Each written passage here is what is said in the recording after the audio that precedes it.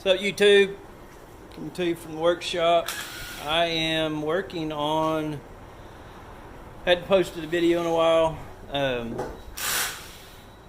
I have started on a new sunroom project, and this one's totally different than the one I did before.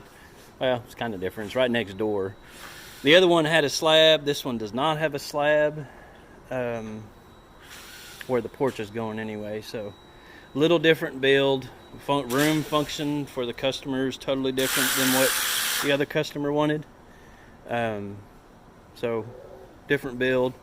Hopefully between these two, it'll kind of give you an idea of adding a room addition on a portion of a house that's already got a covered roof. Kind of like the back of my house. That is already an existing cover. So it's already part of the original roof line. So if I were to enclose that and make it a room, that's kind of what I'm doing with these. I'm not having to add any roof structure square footage underneath the roof. It is adding heating and cooled square footage, however minute it is, but that's kind of the nature of these builds. I'll take you through some where I actually have to add a roof line, but luckily these two are not that way. You will notice that I have some brown guttering there. That is because I went to Home Depot to get some guttering, and they were totally out. Actually, Lowe's and Home Depot in my area were both out of white. All they had was brown. So I've got to get up there and spray paint it due to this quarantine time. Everybody is at home doing honeydews. It's quite interesting. So I thought I'd ask you on any hardware store in my area right now has been stacked for the last 3 months. You can't hardly find a place to park. If you're a contractor who has a trailer, good luck finding a parking spot. Doesn't matter what time of day you go, they are stacked. And you can kind of tell when you're walking through the aisles. Usually it's a husband and wife, and she's walking through, flipping through her phone, probably looking at something she found on Pinterest, and he's usually just dragging along behind her, not wanting to do what she's got dreamed up. But all the excuses over the years of I don't have time have kind of went out the door. So, and I went into Lowe's to get some treated lumber, and they had probably 20 6x6 by 20 footers or 16 footers and one 6x6 by 8, and I think a couple of 2x12s treated. Other than that, everything treated in the entire store was out. I had never ever seen that. So a lot of decks and stuff going up right now. So let me know what you got in your area. That's what I have found. I kind of envision, if we ever go back to normal, that my phone will likely explode from all the attempts to do the various things that wives are wanting done. Or, husbands getting wild hairs and deciding they can do it. I've been at it long enough to know there are a lot of things that an average homeowner can do. But there's also a lot of stuff that they show you on these DIY networks where they make it seem like any average Joe can do it. But, depending on how particular your customer is. So if your wife's really nitpicky and wants stuff done perfect, you're not going to get factory finish looks if you've never tackled whatever you're tackling. Most of the time. Some people are really meticulous. They may spend 3 times as much time and twice as much materials trying to do it perfect. So we'll see. I have not had a downtime. I am still slammed. I've got enough between the 3 remodels I've got going right now. I've got enough to keep me busy through the remainder of the year. But I've also I did 4 estimates today, and got quite a few job leads that I've got to chase down in the coming weeks. So business is going well right now. So I'm going to put some footage at the end of this to show you the sunroom job that I'm doing. I think this is actually called a mudroom job. It's probably what I'll call it. So I'll show you some video footage of that, and then I'll take you through this series and kind of show you the steps that I'm doing on this one. And I'll also add a video of the finished product at the original sunroom job. So it's all been painted.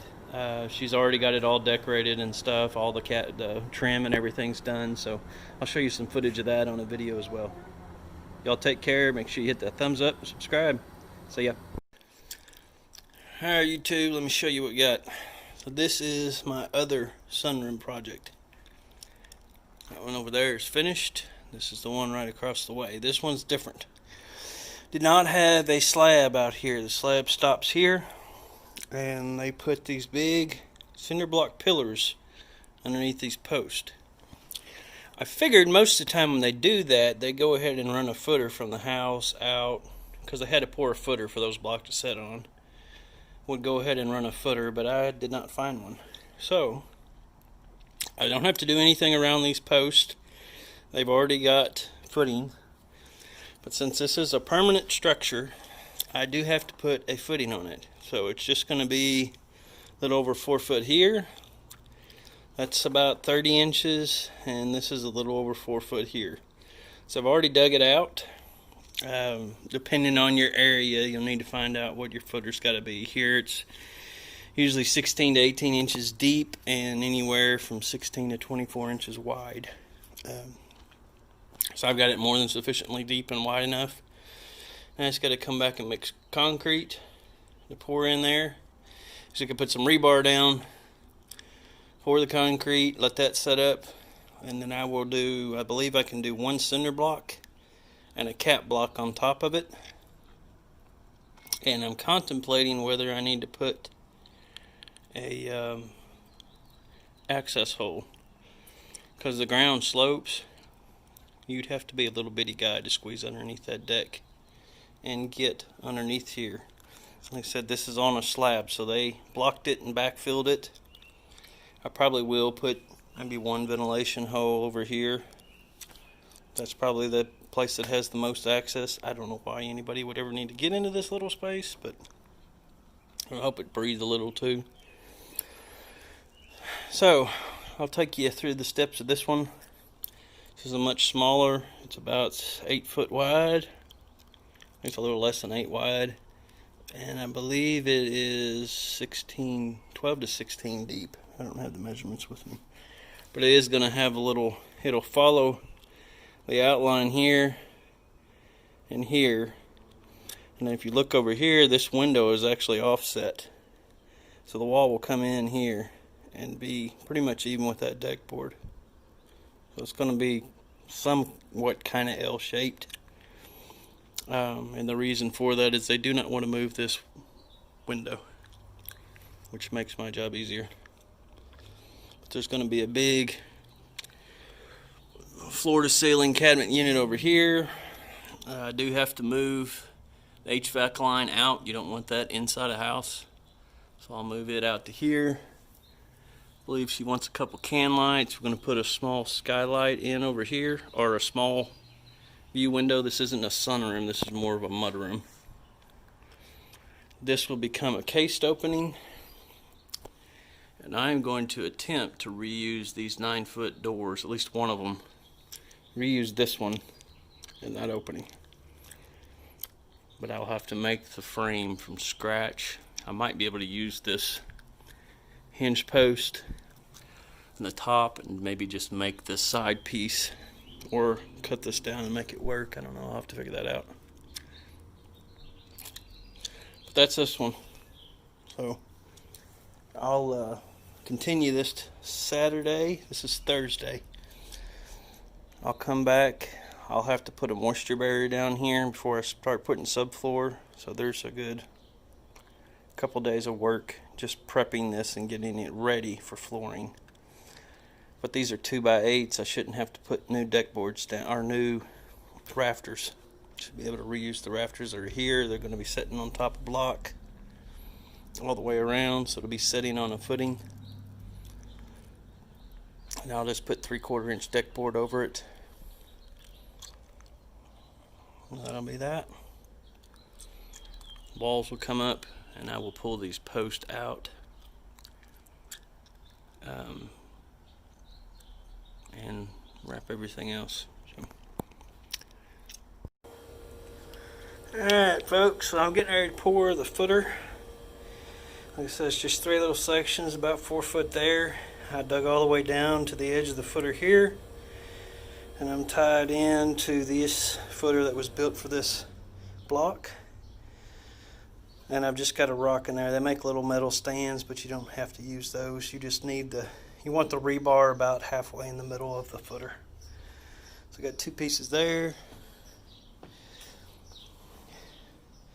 There's 2 small pieces there. And then there's 2 here.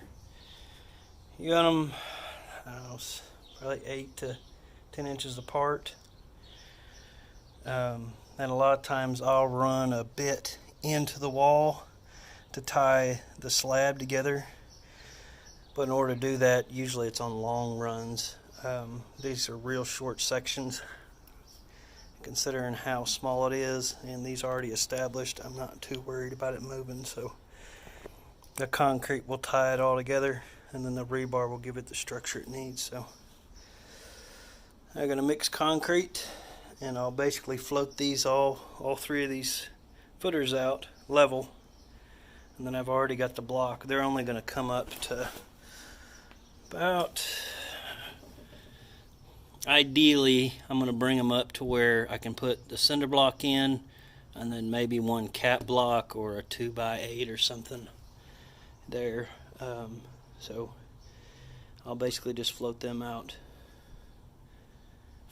probably 10 inches high or something like that. So I'll go to mix, and then I'll take you back and show you what I got. Alright, so that's it floated out. There's 1 there, 1 there, if you can see it from all the sun glare.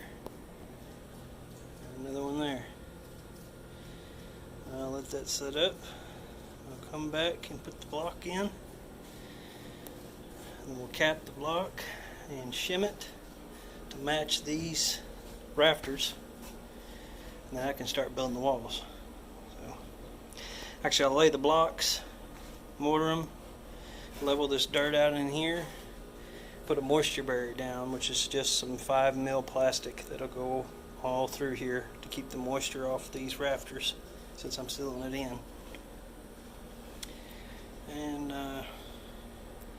we'll be ready to start framing a wall. So, about there.